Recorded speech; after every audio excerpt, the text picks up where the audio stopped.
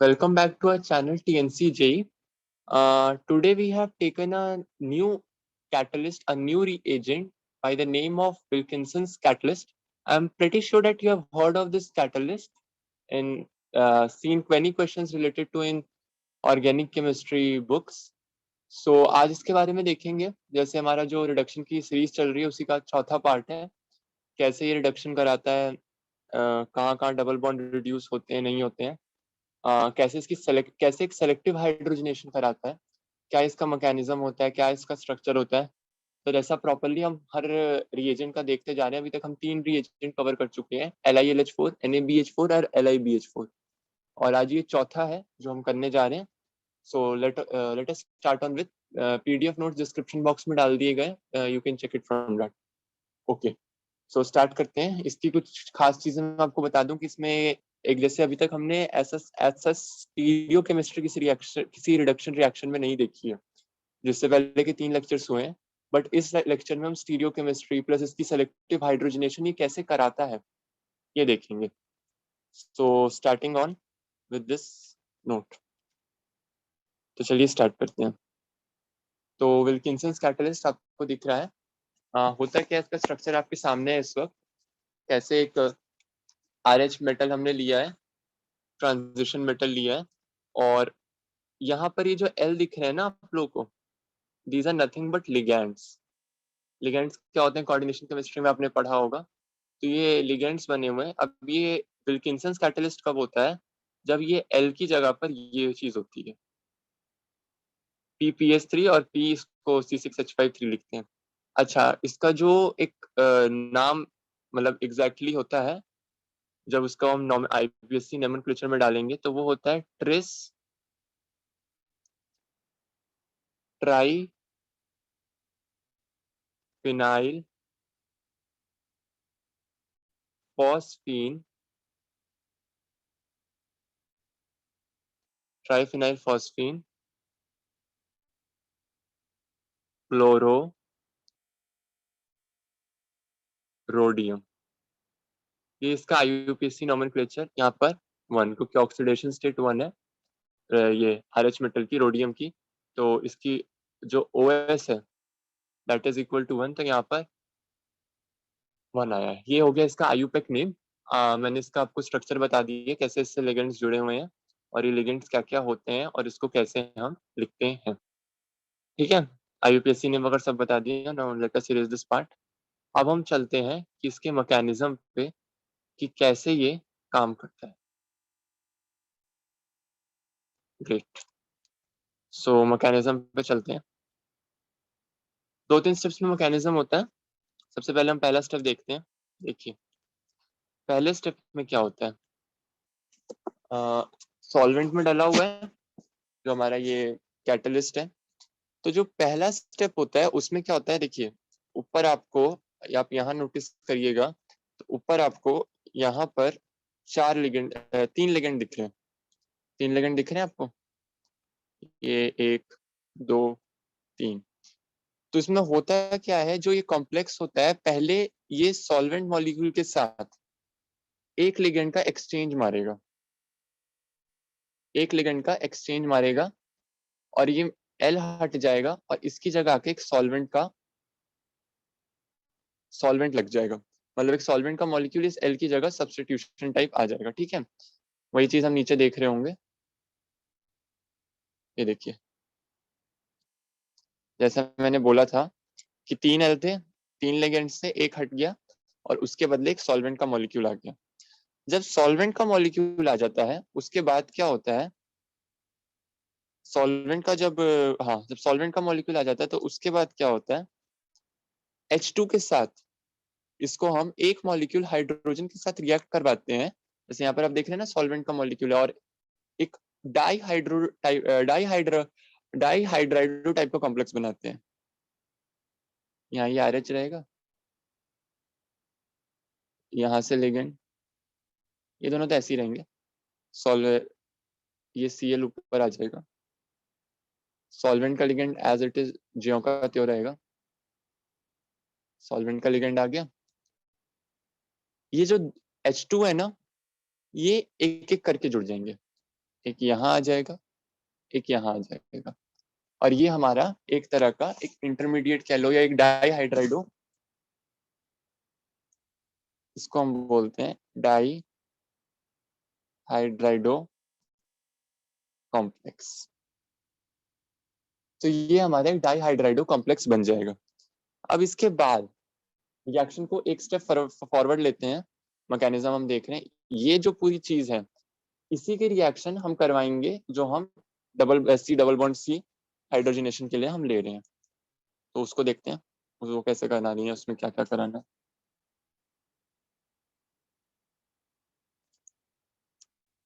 चलते हैं, ये रहा वो जो हमें कराना है यहाँ पर। अब ये जो डाईहाइड्राइडो कॉम्प्लेक्स बनता है, ये जो डाईहाइड्राइडो कॉम्प्लेक्स बनता है, इसके चलते होता क्या है कि जो मेटल है, ये जो +1 ऑक्सीडेशन स्टेट में था, ये कन्वर्ट हो जाता है +3 OS में, यानी कि इसकी ऑक्सीडेशन स्टेट +1 से +3 चली जाती है। और डाईहाइड्राइडो जो हमारा कॉम्प्लेक्स बना है, जिसमें +1 से +3 है, सेंट्रल मेटल एटम की ऑक्सीडेशन स्टेट गई है, फिर उसका जब सी डबल बॉन्ड सी के साथ रिएक्शन कराते हैं तो कुछ हमें इस तरह की चीज दिखने को मिलती है। जस्ट अ सेकेंड, एक हमें पाई कॉम्प्लेक्स बनता हुआ दिखाई देता है।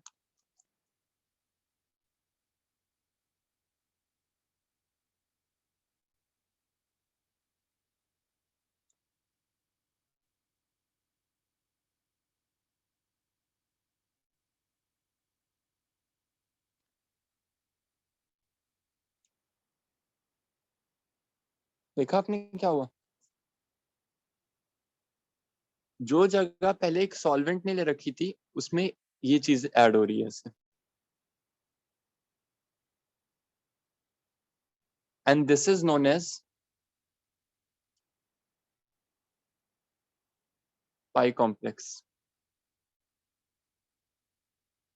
ये बन जाएगा एक तरीके का पाई कॉम्प्लेक्स। सॉल्वेंट की जगह थी, यहां से एडिशन हुआ, सॉल्वेंट हटा, ठीक है, और इस तरह से एक पाई कॉम्प्लेक्स जनरेट हो गया। सॉल्वेंट मॉलिक्यूल को रिप्लेस करने के बाद जो पाई कॉम्प्लेक्स बचा है, इसमें एक चीज याद रखना कि यहाँ पर ये 2 हाइड्रोजन है हमारे पास, एक एक करके ये दोनों हाइड्रोजन इसको मिलेंगे, पहले एक कार्बन को मिलेंगे फिर दूसरे कार्बन को मिलेंगे, ठीक है। वो कैसे मिलेंगे वो देखते हैं,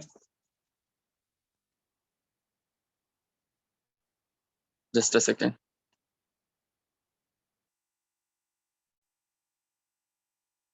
तो पहले इसको इरेज करते हैं, ये काफी कंफ्यूजिंग हो जाएगा। ये समझ आ गया होगा आप लोगों की पाई कॉम्प्लेक्स कैसे बना, how the pi complex is formed. उसके बाद दो जो उसके पास एच है उनका ट्रांसफर दिखाना है, वो मैं दिखाने की आपको कोशिश करता हूँ पाई कॉम्प्लेक्स में।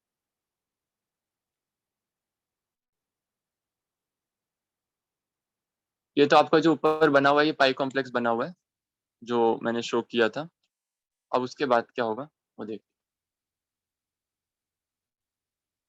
फिर रोहिडियम रहेगा,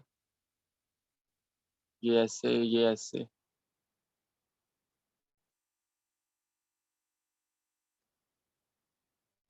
इसका जो यहाँ से ये जो जुड़ा हुआ है, जस्ट ऐसे,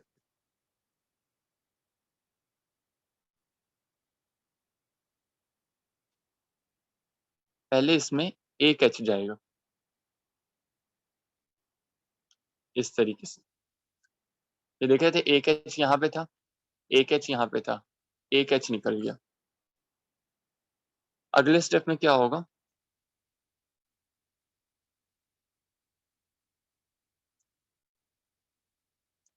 इसी को जब हम कैरी फॉरवर्ड करेंगे तो जो ये वाला एच है ये निकल जाएगा, ये भी मिल जाएगा एक कार्बन को, और फाइनली फिर से सॉल्वेंट का मॉलिक्यूल ही आकर as a catalyst catalyst regenerate हो जाएगा।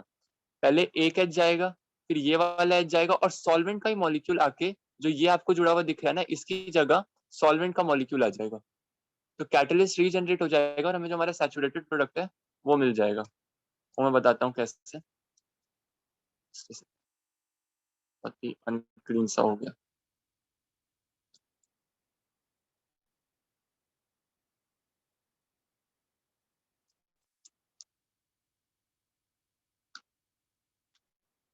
ये जो यहाँ ये जुड़ा हुआ है ना,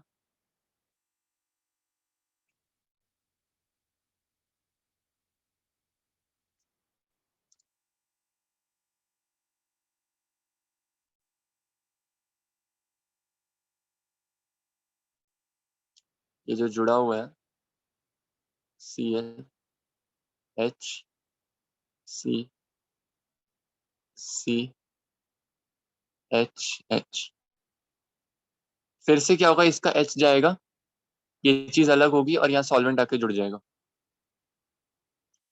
मैंने बहुत ही डिटेल में एम्फोसाइज करने की कोशिश की है पूरा मैकेनिज्म से थोड़ी बेटर अंडरस्टैंडिंग आती है, पर अगर आपको मैकेनिज्म नहीं भी समझ आया तो उससे कोई घबराने वाली ज्यादा बात नहीं है, क्योंकि क्वेश्चन सॉल्व हो जाएगा।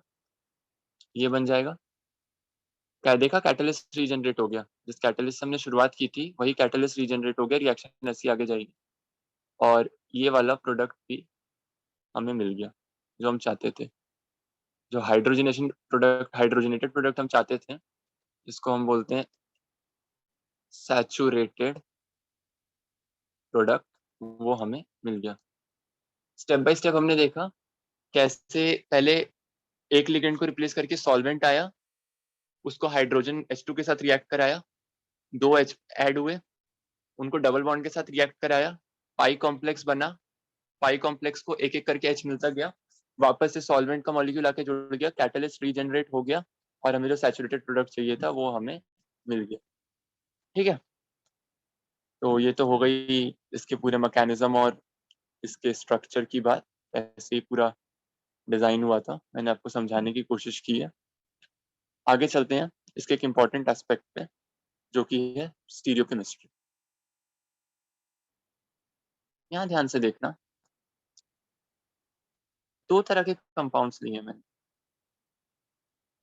आप में से जो भी बच्चे ऑर्गेनिक अगर मतलब थोड़े एक अच्छे लेवल पे जान गए होंगे तो वे समझ गए होंगे कि ये जो है ये कुछ और नहीं बल्कि एक फेमस एसिड है, इसको मैलिक एसिड के नाम से जाना जाता है। ये मैलिक एसिड सिस फॉर्म में दिख ही रहा है,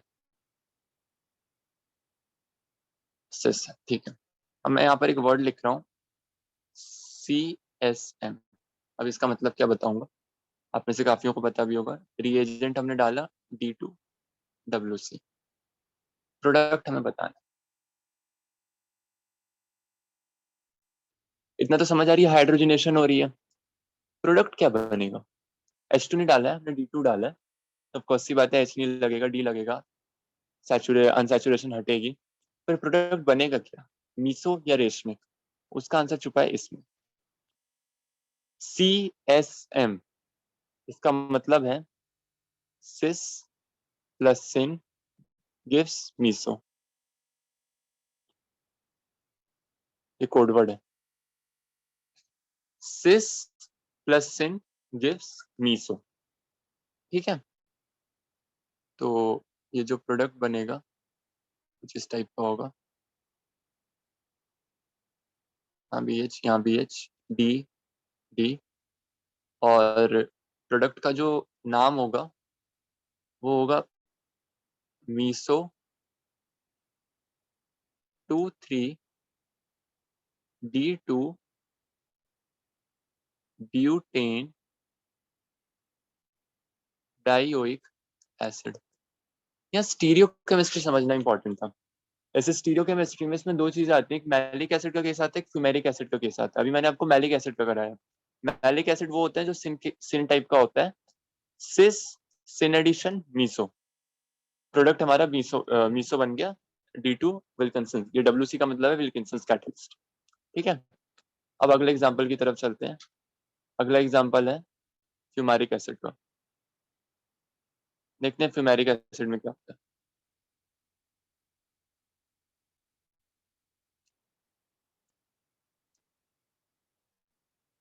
ठीक है, ये आ गया आपका फ्यूमेरिक एसिड। सेम चीज इसमें भी D2 डाली, WC डाला, WC यानी विल्किंसन कैटलिस्ट, और इसमें मैं कोड लिख रहा हूँ TSR है क्या, ये फ्यूमेरिक एसिड है। इसमें क्या प्रोडक्ट मिलेगा, मीसो मिलेगा, उसका भी आंसर इसी में छुपा हुआ है जो TSR मैंने कोड वर्ड लिखा है। इस TSR का मतलब है ट्रांस प्लस सिन गिव्स रेशमिक। ट्रांस में जब सिन एडिशन होगा, देखिए D2 और WC या H2 और WC, ये जो हाइड्रोजनेशन है ये सिन एडिशन है। सिन कैसे, वो मैं अभी नेक्स्ट स्लाइड में एक्सप्लेन करने की कोशिश करूंगा कि उसका मैकेनिज्म मैं समझाऊंगा क्यों ये सिन हो रहा है यहाँ पे बार बार, ठीक है।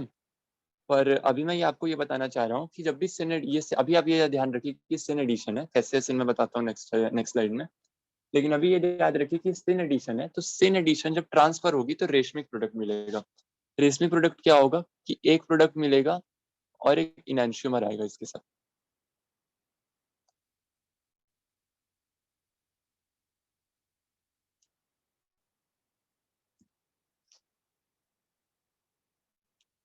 ये हो जाएगा रेशमिक ब्यूटेन डाइओइक एसिड, क्योंकि प्लस एक इनैंशियोमर होगा जो इसकी मिरर इमेज होगी, ठीक है। तो ये चीज आपको ध्यान रखनी है। फ्यूमेरिक एसिड ट्रांस के syn addition racemic product TSR, cis maleic acid syn addition meso product. ये तो मतलब कोड वर्ड होते हैं कार का, जैसे सिस एंटी में रेशमिक होता है, ट्रांस एंटी में मीजो होता है, उसी तरह से सिस सिन में मीजो होता है, ट्रांस सिन में रेशमिक होता है, ठीक है। अब ये रेशमिक क्यों होता है, कैसे होता है, वो मैं अगला आपको नेक्स्ट स्लाइड जो ले जा रहा हूँ उसमें आपको I will try to explain. So taking forward to the next slide.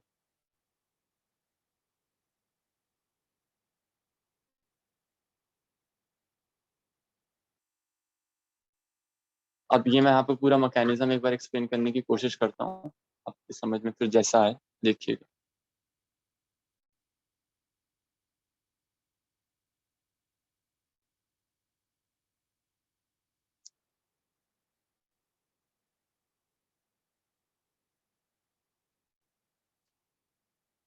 जैसे कि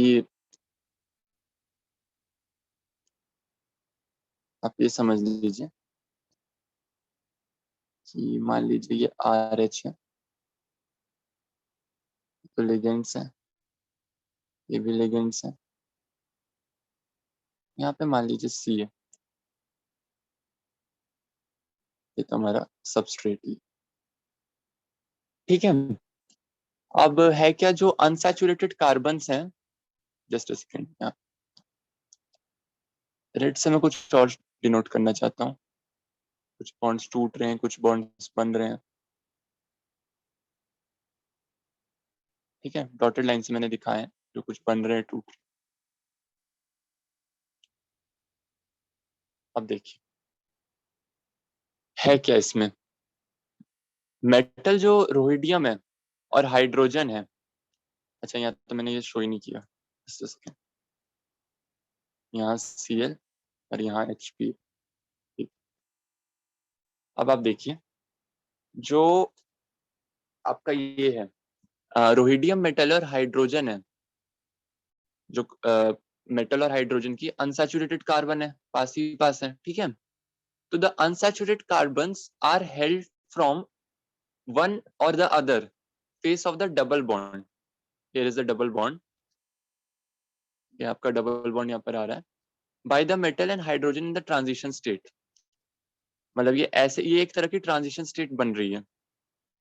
पहले क्या होता है, मैंने आपको बताया था, पहले एक हाइड्रोजन मूव करेगा, लेट अस सपोज कोई सा भी मूव कर जाता है, तो एक हाइड्रोजन जब डबली बॉन्डेड कार्बन पे मूव करेगा तो अदर जो कार्बन है वो अभी भी सेम फेस से double bond by the metal, when one after the migration of one of the hydrogen to the doubly bonded carbons, the other carbon is still held from the same face of the double bond by the metal, ये अभी भी same face से, यहाँ ये ऐसे जाएगा, तो ये L L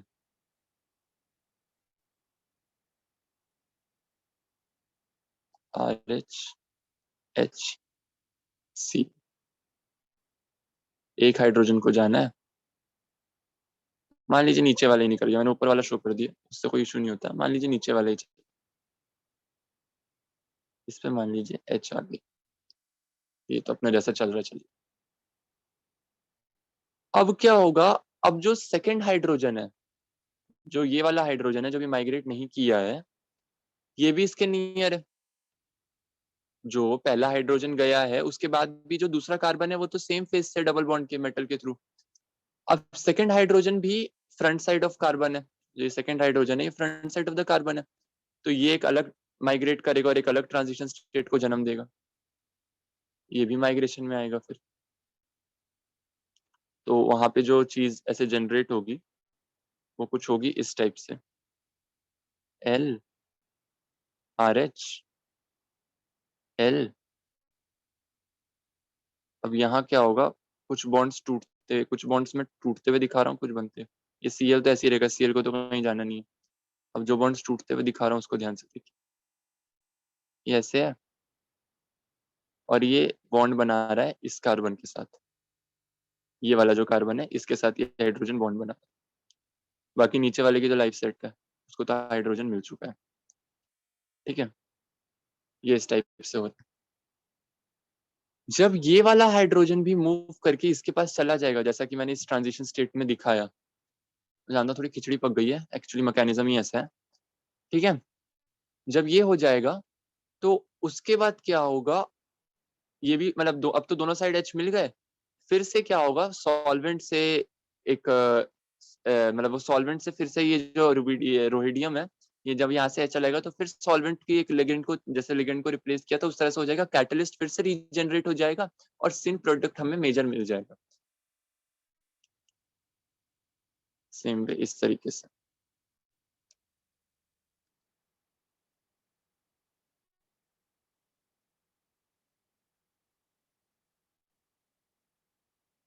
सॉल्वेंट आ गया और यहाँ पर जो हमारा सिन प्रोडक्ट था वो आ गया। बेसिकली मैंने आपको ये समझाने की कोशिश की कि जो सिन मैकेनिज्म होता है वो होता क्यों है। खिचड़ी बहुत ज्यादा पक गई है, let me use a different colour. ये स्ट्रक्चर आपको पता था कैसे कॉम्प्लेक्स फॉर्मेशन होता है, ये यहाँ से डबल बॉन्ड्स टूट रहे हैं। मान लीजिए यहाँ वाला जो H था वो इस कार्बन के साथ माइग्रेट हो गया, कार्बन के साथ जुड़ गया, इसकी लाइफ सेट हो गई, नीचे वाले कार्बन को नहीं देखना। अब ऊपर वाला एक H पड़ा हुआ है, ये इस पर आएगा, जब ये इस पर आएगा तो लास्ट में फाइनली होता क्या है, ये इससे बॉन्ड बना रहा है, यहाँ से ये टूट रहा है। अच्छा आ क्यों रहा है, क्योंकि ये सेम साइड, जैसे कार्बन कार्बन ऐसे डबल बॉन्ड आमने सामने ना, तो ये सेम साइड है रोहिडियम रोहिडियम मेटल के, RH मेटल की सेम साइड है। तो पहले क्या होगा, एक हाइड्रोजन माइग्रेट करेगा, after the migration of hydrogen to one of the doubly bonded carbons, the other carbon is still held from the same face of the double bonded by the metal.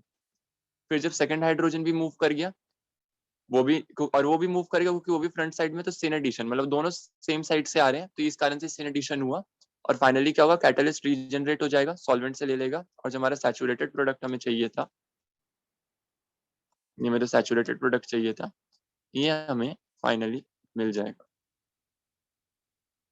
ठीक है। तो बहुत ही unclean सा हो गया, मैंने जो PDF दिया आप उससे चेक कर लेना, उसमें बहुत ही मतलब क्लियर ये सब चीजें मेंशन्ड है। अगर इसमें समझ ना आया हो, इसमें मुझे लगता है इसमें समझ आ जाना चाहिए, मैंने पूरी कोशिश की है समझाने की आपको सिन एडिशन मैकेनिज्म कैसे चले, ठीक है। अब आगे चलते हैं, एक छोटा सा टॉपिक है, जस्ट फॉर योर इंफॉर्मेशन मैं बता रहा हूँ कि पता होना चाहिए, और वो टॉपिक है इसका एक इंडस्ट्रियल एप्लीकेशन। इंडस्ट्रियल एप्लीकेशन किसका, इंडस्ट्रियल एप्लीकेशन WC का, क्योंकि ये भी जो कंटेंट है ना Wilkinson catalyst, it was not present at a single place, so अलग अलग बुक्स को सर्च करके, अलग अलग रिसर्च पेपर्स को देख के, अभी रिसर्च पेपर्स का पोर्शन अभी तक नहीं आया है, अभी तक जितना था वो बुक से ही था, अब रिसर्च पेपर्स का पोर्शन आगे आएगा, इसके बाद के जो एग्जांपल्स हैं कि कैसे रिसर्च पेपर्स को यूज करके इसका कंटेंट, एक इतना कंटेंट डिजाइन कर दिया गया कि आपको JEE advance point of view से कोई इशू ना आए। अच्छा, स्टार्ट करते हैं इसमें।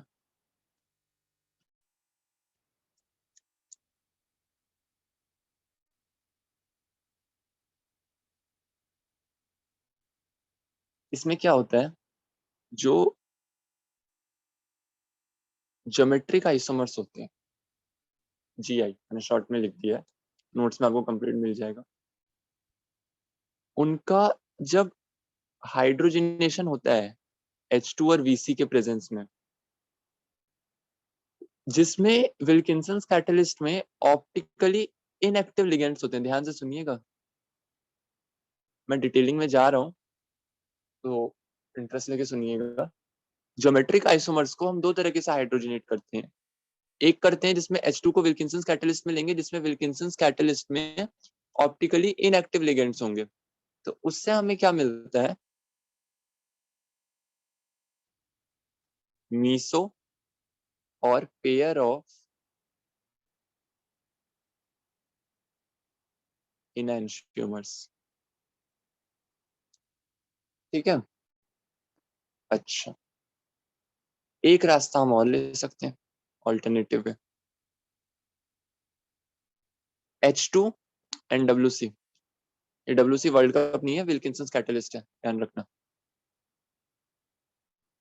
जब इसमें OA लेते हैं, ऑप्टिकली एक्टिव लिगेंड्स, ये इंडस्ट्रियल एप्लीकेशन है इसलिए बता रहा हूँ कि एक बार IIT जेई में एल्डोल और कैनिजारो की एक इंडस्ट्रियल एप्लीकेशन ही पूछी गई थी 2012 में, आई गेस, कि पहले एल्डोल करा के कुछ पेंटा इराइथ्रॉल टाइप का कुछ कंपाउंड बनाया गया था। तो उसमें पहले एल्डोल करनी थी, एल्डोल करते करते लास्ट में कैनिजारो तक रिएक्शन ले गए थे, वो भी इंडस्ट्रियल एप्लीकेशन से थी, इसलिए मुझे लगा इंपॉर्टेंट है, कल को जेई एडवांस पूछ सकता है। सो ऑप्टिकली एक्टिव लिगेंड्स जो है, अगर पहले हमने क्या किया, पहले हमने विल्किंसन कैटलिस्ट लिया जिनके ऑप्टिकली इनएक्टिव लिगेंड्स हैं। अब हमने लिया जिसमें ऑप्टिकली एक्टिव लिगेंड्स है, तो इसमें क्या होता है, जो हमें प्रोडक्ट मिलेगा वो हमें मिलेगा एक सिंगल एनैंशियोमर। इस चीज को याद रखना।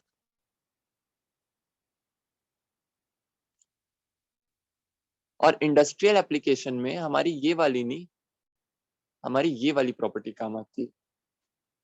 काम क्या आती है, जैसे देखो इसमें तो मीसो भी मिल सकता है, पेयर ऑफ एनैंशियोमर्स भी मिल सकता है, सेपरेशन में दिक्कत आ जाएगी। लेकिन अगर हमें प्रेफरेंशियली कोई एक ही एनैंशियोमर चाहिए तो हम ऑप्टिकली एक्टिव वाला विल्किंसन कैटलिस्ट लेंगे जिसमें ऑप्टिकली एक्टिव लिगेंड्स हो। तो उससे क्या होगा, हमारे पास एक सिंगल एनैंशियोमर आ जाएगा। अब हमें एक ही एनैंशियोमर मिला है, तो ये एनैंशियोमर जो मतलब ये मेथड होता है, ये जनरली अमीनो एसिड्स को प्रिपेयर करने के लिए यूज होता है। अमीनो एसिड्स, क्योंकि अमीनो एसिड्स क्या होते हैं, मैं स्पेशल टाइप का आपको अमीनो एसिड का एग्जांपल दे रहा हूँ, एल डोपा। एल डोपा ये एक अमीनो एसिड है जिसका ट्रीटमेंट होता है, जस्ट अ सेकेंड, जिसका ट्रीटमेंट होता है एक डिजीज में जिसका नाम है पार्किंसंस डिजीज। ठीक है, तो पार्किंसंस डिजीज एक तरह की डिजीज होती है जिसमें एल डोपा तैयार होता है। एल डोपा को तैयार कैसे किया जाता है, जो ज्योमेट्रिक आइसोमर्स हैं उनका हाइड्रोजनेशन विल्किंसंस कैटलिस्ट में ऑप्टिकली एक्टिव लिगेंड्स वाले विल्किंसंस कैटलिस्ट लिए जाते हैं ताकि एक सिंगल एनैंशियोमर हो और उससे एल अमीनो एसिड्स प्रोड्यूस किए जा सके। उसमें से एक होता है एल डोपा, जो कि पार्किंसंस एक तरह की बीमारी होती है, पार्किंसंस डिजीज, उसके ट्रीटमेंट में काम आए। ठीक है, सो एक तो इसकी इंडस्ट्रियल एप्लीकेशन हो गई, उसका मैं स्ट्रक्चर कैसा होता है एक बार आपको दिखाने की कोशिश करता हूँ।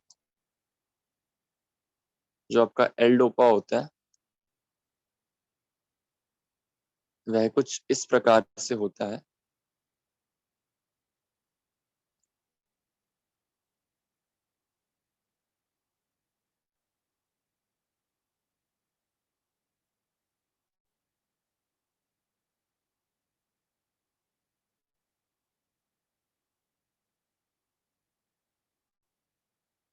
ये हमारा स्ट्रक्चर हो गया। ये वैसे तो मतलब जो अमीनो एसिड में ज्विटर का स्ट्रक्चर होता है ना, वो है। ये हमारा हो गया एल डोपा का स्ट्रक्चर। ठीक है, अच्छा, ये एक इंडस्ट्रियल एप्लीकेशन हो गई जो एल्डोपा बनता है। इसको 3 methoxy 4 एसिटॉक्सी फिनाइल एलानाइन भी बोलते हैं, पर इतना आपको डिटेल में जाने की जरूरत नहीं है। आपसे जो क्वेश्चन अमीनो, क्योंकि क्वेश्चन अमीनो एसिड में भी कंबाइन करके पूछ सकते हैं, और मतलब यही सोचते रह जाओगे कि अमीनो एसिड से पूछा है कि विल्किंसन से पूछा है, रिडक्शन से पूछा है, एडवांस से कुछ भी पूछ सकता है। ठीक है, आगे चलते हैं। एक और इसका इंडस्ट्रियल एप्लीकेशन है, if you have heard it about, oxo process.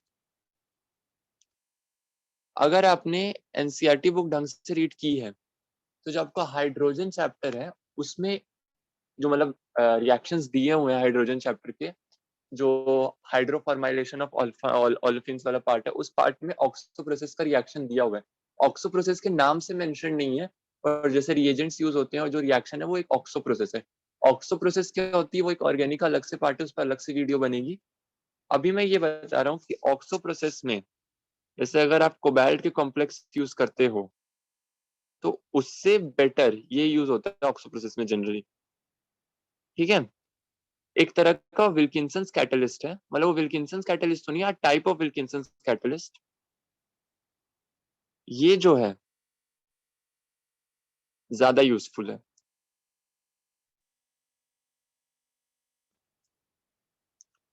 मतलब अगर दोनों की रिएक्टिविटी देखी जाएगी ऑक्सो प्रोसेस में, इसकी रिएक्टिविटी ज्यादा होगी।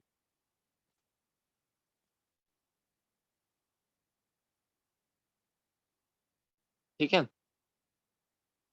तो ऑक्सो प्रोसेस मैंने बताया कि एनसीईआरटी में जो हाइड्रोजन चैप्टर है, क्लास 11 की बुक 2 हाइड्रोजन चैप्टर, उसमें जहाँ हाइड्रोजन की कुछ रिएक्शन दिए हुए ना, हाइड्रोफॉर्माइलेशन वाला जो पार्ट है, उसी में ऑक्सो प्रोसेस का एक रिएक्शन दिया हुआ है, CO+H2 करके कुछ दिया हुआ है।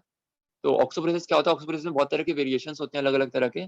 सो वो जो मैं नेक्स्ट, मतलब अब नेक्स्ट तो नहीं, लेकिन जो भी वीडियो ऑर्गेनिक में मैं फर्दर लाऊंगा उसमें से ऑक्सो प्रोसेस को कोशिश करूंगा कवर कर लूँ। तो क्योंकि कम जगह बताया जाता है ऑक्सो प्रोसेस के बारे में, तो मैं कोशिश करूंगा आपको बताऊं ऑक्सो प्रोसेस पे। तो अगर इन दोनों में से अगर आपको रिएक्टिविटी पूछ दी गई ऑक्सो प्रोसेस में किसकी रिएजेंट की रिएक्टिविटी ज्यादा होगी, तो इसकी रिएक्टिविटी ज्यादा होगी, इसकी कम होगी। ठीक है, ये मैंने ग्रेटर देन का साइन लिया। सो ये दो इसकी इंडस्ट्रियल एप्लीकेशन हो गई, एक एल डोपा अगर हम समराइज करें, फिर और एक ऑक्सो प्रोसेस। अब आते हैं उस पार्ट पे जिससे मैक्सिमम टाइप के क्वेश्चंस या तो आपको बुक्स में मिलेंगे या फिर कॉम्पिटिटिव एग्जाम्स में आएंगे, कि केसेस ऑफ रिडक्शन कैसे चलते हैं। हमने कुछ अलग अलग तरह के सबस्ट्रेट्स लिए हैं और उन सबस्ट्रेट्स में किस तरह से रिएक्शन होती है, क्योंकि एक सेलेक्टिव हाइड्रोजनेशन है, एक चीज को याद रखना। ये चीज मैं हाईलाइट कर देता हूँ, जैसे मैंने सेलेक्टिव रिड्यूसिंग एजेंट बताया था ना, WC सेलेक्टिव हाइड्रोजनेशन का केस है, दोनों डबल बॉन्ड्स को कभी नहीं करेगा। किस केस में किसको करेगा, उसके लिए हमने हर वैरायटी का सबस्ट्रेट लिया। मेरी कोशिश यही रही है, I have tried my best कि इसके बाद हर वो वैरायटी कवर हो जाए जिसके बारे में आप सोच सकते हो।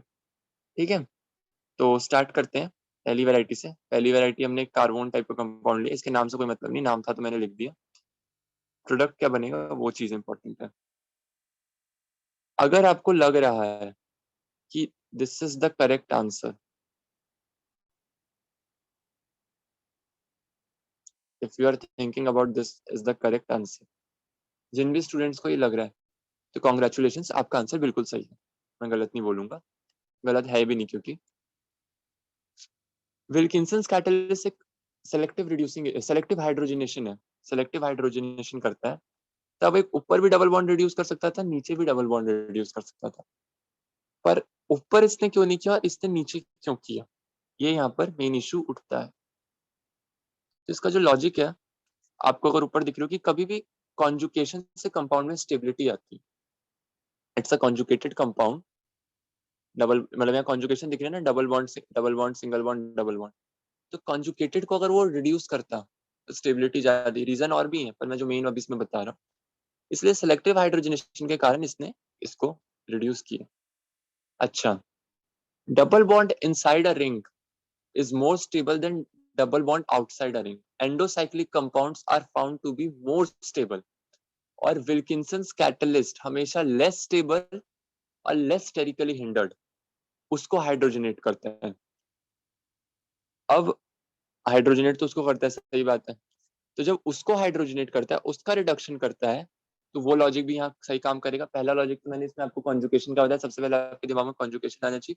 जो दूसरा लॉजिक है जिस पर ये काम करता है वो होता है steric hindrance,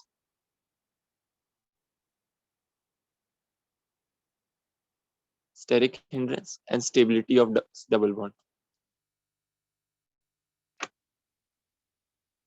stability of double bond, ऊपर वाला जो है स्टेबल भी ज्यादा है, कॉन्जुकेशन में है, अल्फा हाइड्रोजन ज्यादा है। इसमें देख लो, अगर आप सामने से ही देखोगे तो 3 और 2 5 अल्फा हाइड्रोजन है, इसमें 3 और 1 4 अल्फा हाइड्रोजन है।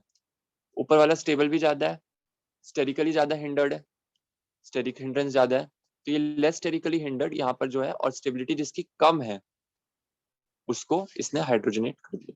तो ये आपका फाइनल आंसर बन गया। अच्छा, अब इसकी जैसे मैंने बोला कि सेलेक्टिव रिड्यूसिंग एजेंट है, सेलेक्टिव हाइड्रोजनेशन कराता है, तो अगला कंपाउंड लेते हैं। ऑफ कोर्स सी बात है, बेंजीन की गजब सी एरोमेटिक स्टेबिलिटी दिख रही है, तो ये तो दिमाग में आना नहीं चाहिए कि इसके डबल बॉन्ड्स को रिड्यूस करा देना, वो तो होना ही नहीं, डबल बॉन्ड तो यहाँ का रिड्यूस होना।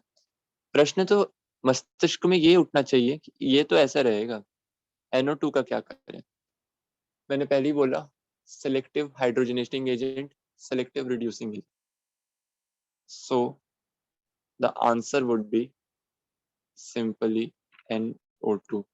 NH2 मत बना देना, RNA निकल होता और कंपाउंड्स होते, NH2 बनता। इस विल्किंसन कैटलिस्ट सेलेक्टिव रिड्यूसिंग है, सेलेक्टिव हाइड्रोजनेटिंग है, नहीं बने।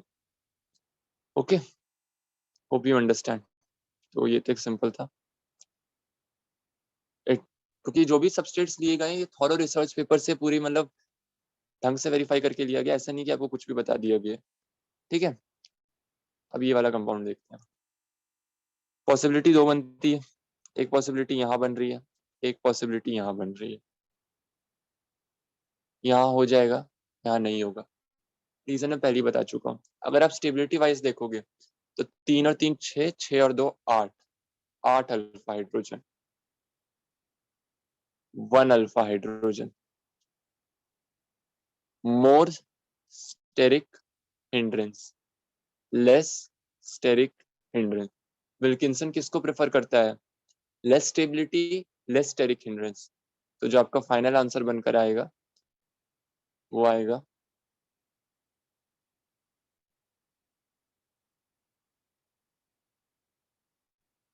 ठीक है। So this will be your final answer. क्या करना है?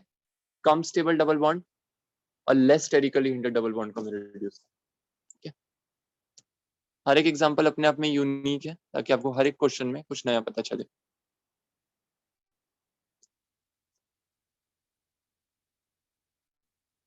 तीन एग्जांपल हमने लिए, 3 सबस्ट्रेट्स लिए।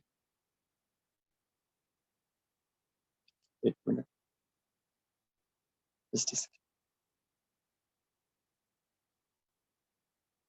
हाँ, ये हो गया। अब मैंने बता दिया, ये एक तरह से रिपीटेटिव एग्जांपल ही आप समझ सकते हैं, क्योंकि मैंने थ्योरी आपको इसके पीछे की पता है। थ्योरी में हमें क्या करना है, कौन ज्यादा स्टेबल है, 3 और 2 5, और स्टेरिकली हिंड्रेंस भी ज्यादा है, स्टेरिक हिंड्रेंस भी ज्यादा है इस वाले पर, इस वाले पे स्टेरिक हिंड्रेंस भी ज्यादा है, स्टेबिलिटी भी ज्यादा है। 3 और 2 5 और 1 6, 6 तो अल्फा हाइड्रोजन हो जाएंगे। और इस वाले पे कितने हैं? इस वाले पे 1 और 2 और 2, एक यहाँ पर है, 2 यहाँ पर है, 2 यहाँ पर है, एक यहाँ पर, 2 यहाँ पर, 2 यहाँ पर, तो इसमें 5 हो जाएंगे। और स्टेरिक हिंड्रेंस भी कम है, इस केस में भी जो प्रोडक्ट बनेगा वो आपका ये बनेगा। ठीक है, so this will be your final product। अगला क्वेश्चन देखते हैं।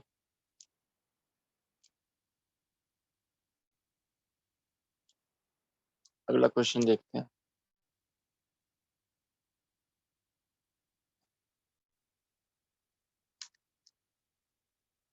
अगले क्वेश्चन में भी कुछ नहीं है, सेम कंसेप्ट लगेगा। मैंने पहले भी बताया एंडोसाइक्लिक ज्यादा स्टेबल होते हैं।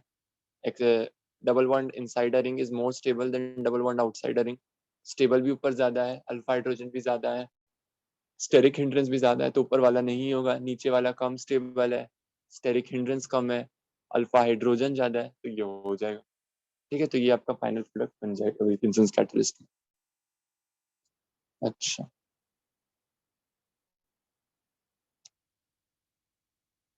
अब इस पर आ जाते हैं। ये कुछ कंपाउंड्स हैं जो रिसर्च पेपर से उठाए गए। इसमें क्या होगा, एरोमेटिसिटी को हमें कुछ करना नहीं है, इस वाले ग्रुप को कुछ करना नहीं है, सिलेक्टिव हाइड्रोजनेशन है, सिंपल आंसर।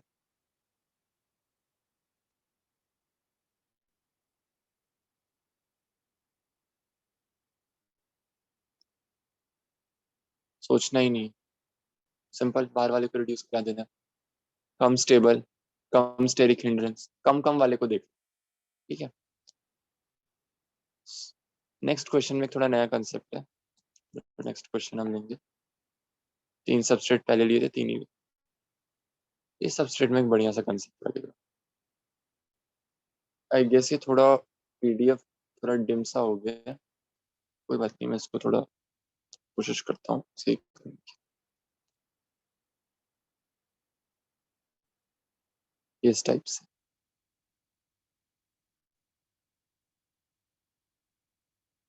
ए डैश पे, ठीक है। इस तरह से मैंने पूरा कंपाउंड ही रीड्रॉ कर दिया कि बड़ा लाइट प्रिंट दिखा रहा है, ठीक है। तो इस तरह का कंपाउंड है NCBZ, वो जो भी है उससे आपको मतलब नहीं है, आपको इसमें देखना है इसमें हो क्या सकता है। अब यहाँ पे क्या डबल बॉन्ड भी है, यहाँ भी डबल बॉन्ड हो है। अगर आपको ये लग रहा है कि इसका आंसर ये होगा,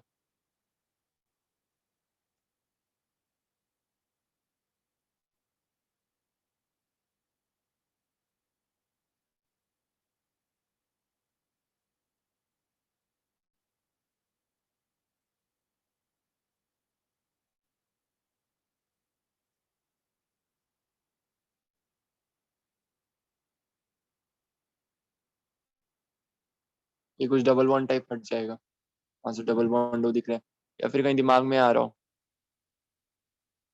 कि ये ग्रीन हट जाएगा, यहाँ पर ही डबल बॉन्ड हट जाएगा। तो आपकी दोनों ही पॉसिबिलिटीज, यहाँ डबल बॉन्ड हटाने की प्लस इस तरह से प्रोडक्ट बनाने की, ये दोनों ही पॉसिबिलिटीज आपकी गलत है। गलती आपकी नहीं है, कंसेप्ट ही नया है, उसमें कोई कुछ कर नहीं सकता। जब तक बताया नहीं जाएगा ये कैसे होगा, कोई नहीं कर सकता वो तो। कोई हम रिसर्च करके थोड़ी ना बैठे हैं, हमें तो थ्योरी पढ़ाई जाती है, हम उसके बेस पे क्वेश्चन लगाते हैं। इसमें जो प्रोडक्ट बनेगा,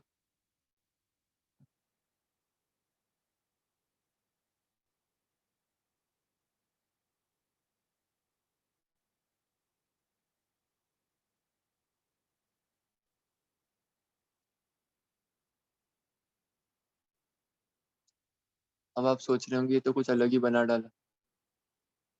मतलब एक तरीके से देखा जाए तो ये डबल बॉन्ड हो भाई गजब, गायब हो गया, मतलब होता तो एक कुछ कार्बन वार्बन ऐड होते, वो भी कच्चे कहीं चला गया। क्यों हुआ ऐसा, यहाँ का डबल बॉन्ड नहीं रिड्यूस होगा, इट्स एन एक्सपेरिमेंटली फाइंडेड प्रोडक्ट, यहाँ का डबल बॉन्ड रिड्यूस नहीं होगा। पर यहाँ क्या हो गया अचानक से इस वाले पार्ट, वो कहाँ गायब हो गया, इसका रीजन लिखवाता हूँ। यहाँ जब एल्डिहाइड ग्रुप होता है ना, एक इसका डिसएडवांटेज है,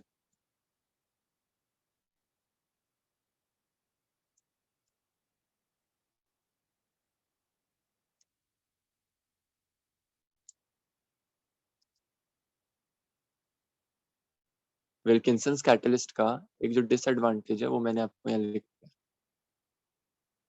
ठीक है। D carbonyl D carbonyl D carbonyl carbonylation, D carbonylation कब होता है, in the presence of aldehyde. प्रश्न ये नहीं कब होता है, प्रश्न ये है क्यों होता है। कार्बन मोनोऑक्साइड का नाम सुना है, कैसी बात कर रहे हो सर, सुना ही है, कार्बन मोनोऑक्साइड का नाम तो सबने सुना। कार्बन मोनोऑक्साइड के साथ ना,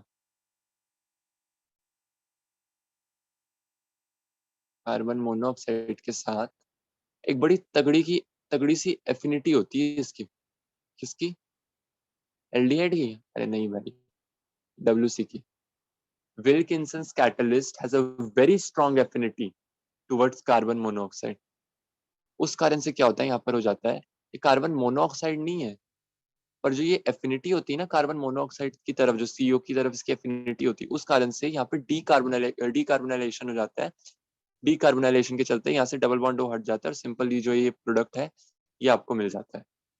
मतलब जो कार्बोनाइल ग्रुप है ना वो ग्रुप ही हट जाएगा, कार्बन मोनोऑक्साइड के प्रति इसकी एफिनिटी इतनी स्ट्रांग होती है कि ग्रुप ही हट जाएगा। So this was a new concept. I think I have tried my best to convey all the possible concepts that could be conveyed through this lecture on Wilkinson's catalyst. जितने भी possible चीजें थी, जितने भी इसके अगर हम स्टार्टिंग से देखें तो विल्किंसन्स कैटलिस्ट के जो भी मतलब अगर स्टार्टिंग से देखें तो इसका स्ट्रक्चर था, स्ट्रक्चर के बाद मैंने पूरा इसमें एक्सप्लेन किया। पीडीएफ नोट्स में आप देख लेना, या तो मैं इरेज कर देता हूँ ना, पीडीएफ नोट्स में आप देख चेक करना उसका मैकेनिज्म स्टार्टिंग विद कि कैसे सॉल्वेंट जुड़ता है। अगर हम समराइज करना चाहें, एक लिगेंड रिप्लेस होता है, सॉल्वेंट जुड़ता है, हाइड्रोजन आते हैं, 2 हाइड्रोजन जुड़ते हैं, फिर डबल बॉन्ड पे एडिशन होती है, फिर डबल बॉन्ड पे पाई कॉम्प्लेक्स बनता है, एक एक करके हाइड्रोजन डबल बॉन्ड्स को मिल जाते हैं, हाइड्रोजनेट हो जाता है, वापस कैटलिस्ट रीजनरेट हो जाता है। फिर हमने उसकी स्टीरियो केमिस्ट्री देखी, स्टीरियो केमिस्ट्री में मैलिक एसिड का एग्जाम्पल देखा, फ्यूमेरिक एसिड का एग्जाम्पल देखा, उसके बाद सिन एडिशन मैकेनिज्म कैसे होता है, पूरे उसके एक सबस्ट्रेट बना के देखा। पीडीएफ नोट्स में भी है वैसे सब। फिर इंडस्ट्रियल एप्लीकेशन में हमने 2 चीजें देखी, एक हमने देखी एल डोपा और एक हमने देखा ऑक्सो प्रोसेस इंडस्ट्रियल एप्लीकेशन में, ये दोनों चीजें देखी। ठीक है, उसके बाद हम फिर आए, हमने अलग अलग तरह के सबस्ट्रेट्स देखे, ये चेक किया कि जब भी विल्किंसन्स, इस बात को आप एज अ नोट बना लीजिए, WC favors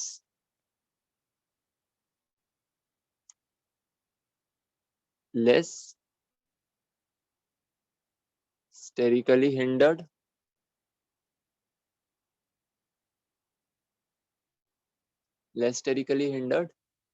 and less stable double bond. Make it as a hashtag और इस बात को हमेशा याद रखिएगा। ठीक है, तो हमने अलग अलग तरह के सबस्ट्रेट लिए, ये बताया कि जो endocyclic double bond inside ring is more stable than double bond outside ring. फिर ये पहला सबस्ट्रेट लिया तो उसमें अंदर के बॉन्ड को नहीं रिड्यूस किया, नीचे के बॉन्ड को रिड्यूस किया, क्योंकि नीचे वाला कम स्टेबल है, कम स्टेरिकली हिंडर्ड है। फिर NO2 का केस देखा कि NO2 के केस में किस तरीके से हमें वो नहीं करना है, क्या नहीं करना है, NO2 को NH2 में नहीं कन्वर्ट करना है, सेलेक्टिव हाइड्रोजनेशन है, सेलेक्टिव रिडक्शन है, H2VC डालने पर सिर्फ डबल बॉन्ड रिड्यूस होगा। फिर इस केस में देखा 2 डबल बॉन्ड की पॉसिबिलिटी यहाँ आ रही थी, यहाँ आ रही थी, तो हमने चेक किया कि ये वाला रिड्यूस होगा। ये वाला क्यों होगा, क्योंकि कम स्टेबल है, कम स्टेरिकली हिंडर्ड है। फिर फिर जैसे ये वाला रिड्यूस होगा उसी तरह से ये वही लॉजिक हमारा बढ़िया सा लॉजिक यहाँ भी चल जाएगा, यहाँ भी चल जाएगा, सेम लॉजिक यहाँ भी चल जाएगा। एरोमेटिक चीज को तो नहीं रिड्यूस कर देंगे ना, स्टेबिलिटी खराब हो जाएगी। ठीक है, फिर उसके बाद एक डीकार्बोनाइलेशन का एक स्पेशल कंसेप्ट देखा, जो कि मैंने बोला कि पूरा रिसर्च पेपर्स और बाकी चीजों से इंस्पायर्ड है ये पूरा कंटेंट जितना भी डिजाइन है। ये कि इसमें कैसे डीकार्बोनाइलेशन हो जाएगी और जो फाइनल प्रोडक्ट होगा वो किस तरीके से बनेगा। So my target was to make की जो भी चीजें अलग अलग रिसर्च पेपर्स में या बुक्स में, फॉरेन ऑथर्स में, इंडियन ऑथर्स में जो भी है, उन चीजों को कंबाइन करके आपको एक ऐसा मटेरियल प्रोवाइड करना जो आपके मतलब का हो। अब विल्किंसन कैटलिस्ट पे जो रिसर्च पेपर्स में तो बहुत कुछ दिया हुआ है, homogeneous catalysation, heterogeneous catalysation, selective hydrogenation, हमारे काम का कितना है हमें वो देखना है। तो जो हमारे काम का था, I think I have completed all that part. इसके बाद आपको किसी भी बुक में क्वेश्चन करने में, चाहे वो MS चौहान हो, हिमांशु पांडे हो, विल्किंसन कैटलिस्ट के क्वेश्चन में प्रॉब्लम नहीं आनी चाहिए। In case of any doubt आप कमेंट सेक्शन में ड्रॉप कर सकते हैं। आगे भी हमारी ऐसी सीरीज चलती रहेगी, अभी रिडक्शन पे चल रही है, इसके बाद ऑक्सीडेशन पर चलेगी, अलग अलग अभी GOC, मतलब सारे टॉपिक्स हम ऑर्गेनिक, इनऑर्गेनिक, फिजिकल के कवर करेंगे। So thanks for being a patient listener and stay tuned for the next part of the reduction reaction series. So thanks for watching.